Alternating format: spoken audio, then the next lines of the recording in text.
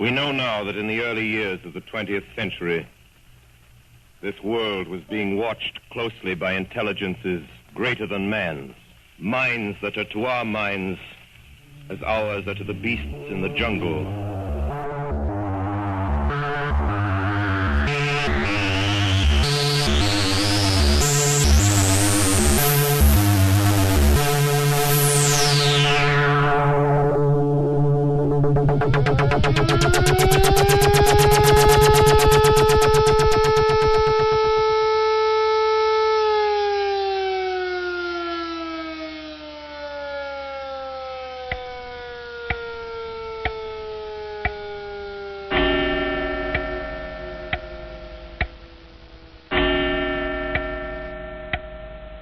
Don't adjust your sets. You are welcome to the Irish side of the moon.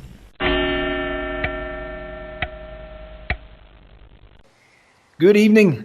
Welcome to another great show of Irish Side of the Moon. My name is Gabriel Logue, and coming up, I'm talking to Mr. Michael Tsarion. Michael is, amongst other things, author, researcher, philosopher, alternative historian. Anything else you want to throw in, Michael? No, that's more than enough, I think. Okay. Well. We're talking this show about one of Michael's later projects, The Architects of Control, a DVD that Michael and I think it was Red Ice Productions or Blue Fire, is it? Productions? Yeah. Worked with. Our company is Blue Fire Films. Red Ice Creations is the radio station that Henrik and Frederick have. Gabriel. But Blue Fire Films is our, it's a production company. That's it. Okay. We produce the films through that. Okay. I've watched The Architects of Control now numerous times. Before we go into it, I just want to throw this out. We're broadcasting from latitude 54.94 and longitude 7.71. Anyone out there listening, figure it out, drop me an email at gabriel@theirishsideofthemoon.ie. Just a little interesting thing. Michael, great to have you on the show. You were born in Belfast, I believe, yes? That's right. I grew up there, yeah. It's an obvious thing to say with that accent, right? Oh, yeah. How long have you been living in the States, Michael? I've been coming and going for at least 18 years. So I'm always back in Europe as much as I can and in Britain. And in fact, the last couple of years while I was writing the Irish Origins book, I was glad to say I was able to get back more, right, to Britain and to Ireland, which was great, because of course Belfast has changed an awful lot.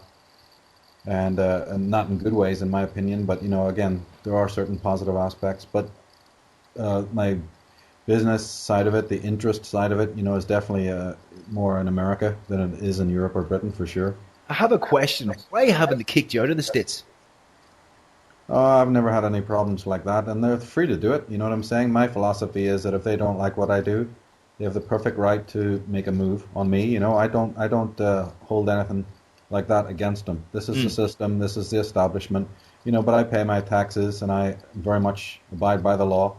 I support the law and the police and stuff like that because, I'm rebellious in attitude.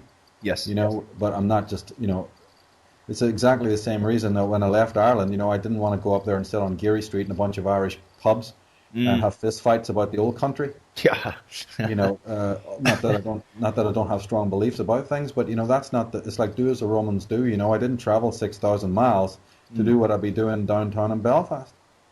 I hear you. Unfortunately, many Irish people, that's exactly what they do. They may move physically, but they haven't moved mentally, and the moment that they hear an English accent, they want to punch up or whatever else it might be. And, that still goes on, by the way, in Berkeley, Oakland, and San Francisco, and I won't be any part of it. Doesn't mean I'm any less Irish. Doesn't mean that I still don't have my belief systems. But I'm just not going to go and, have a fight with a bunch of American policemen or anything like that, over some minor point. So, again, as a scholar, as a teacher, I realize that I've got this professional persona, and then there's me. I play guitar, I listen to heavy metal, I smoke cigarettes. I'm just the ordinary fella that I was, back then in the good old days when I grew up in Ireland, so, but then you have your public persona, and of course it's very important at that point to, not look like a roughneck and a maniac, when you're coming across to people, because they won't value what you're saying then, you know what I'm saying? Yes, I hear that. I hear that, all right. Heavy metal, huh? The devil's music, Michael. Oh, yes, indeed. Right, Architects of Control. For anyone out there who hasn't come across this, and indeed anyone who has watched it, can you give sort of an overview of what is the Architects of Control all about? I'll be happy to, Gabriel. And again, thanks for the time. Not at all. It's good to speak to somebody from Ireland as well, because that's basically where my whole process started. Basically, it summed up. The fact is that there's two things that really that Henrik and Frederick and I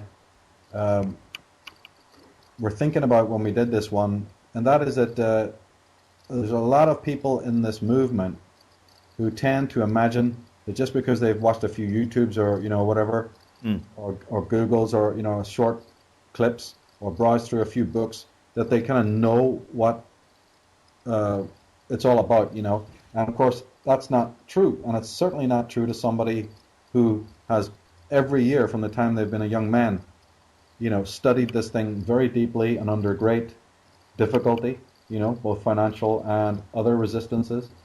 Obviously, there's a difference there between people who are then suddenly thinking they know it all. They have this know-it-all attitude because it's the MySpace generation and it's the Google generation, and there's more of this information out there, which is a very good thing, by the way. Yeah. But there tends to be this then feeling that just because people have caught these sound bites and they've heard the term Illuminati, or they've been shaken up by 9/11, there's a big difference between the shaken up person and the woken up person. And again, a lot of these people are going to end up down another cul-de-sac. They're going to get jaded, they're going to get tired, they're going to get paranoid, or they're going to just literally fade away from this information. This is what happens. And we thought about that, and we said, well, we're sick talking to the choir. We do not want to talk to this choir anymore, because they think they know it all, and and the people who've been following our work for a long time, they're up to speed on what we're doing, and that's fine. And then on the other side, you've got people who are desperate for this information. They're into it for the first time, because of these things that are coming down on us now in society. They are actually waking up, and therefore, if we are too far along in our process, we're gonna lose these people, because we've lost that mind of the beginner. We've lost that passion. So, and I never have myself. So we really sat down and said, look, let's sort of slow down and take a lot of the information that we have, and in this particular program 1, let's meet them halfway, and let's bring up some stuff that maybe some seasoned people know a lot about, or think they know a lot about, but let's be very conscious of the newcomer. So this is what that was all about. Now, that doesn't mean, though, that we were there, to chop up things too small or talk down to anyone at all. It just was the fact that by email now, and the people we meet in the street, there's so many new people. There's a lot more new people coming in this particular era than there ever has been in the whole history of this movement. And so if you go too fast and you get too esoteric, and I did a lot of that in the Irish Origins book, that was a phase in the last, since 06 to 7, where I had to go into some very deep and labyrinthine ways. And so the Architects of Control thing was a little bit of a little break from that, and to go back into some of the information we've dealt with and had lots of notes about, but to treat it in a little bit different way, so that the average person, the teens and the younger people and the people for the first time, could really understand it and not feel that it's like too much something that they have to bite down on too hard, or take it's too much of a mouthful or whatever. Okay. That was one of the ideas. Right. And the other idea was, of course, to deal with the theme that I've been dealing with for many years, and that is that if there is these problems in the world, and if we see the state of decay that we do, my approach to it is that it's you and I, it's the human race bringing it about. It's not so much about evil arcs on the hill, which has been the traditional way of looking at this, the blame game, the pointing of the fingers. My work is very psychologically based, and all of my work goes into the origins of consciousness, the origins of the ego, the origins of injustice and evil and things like that.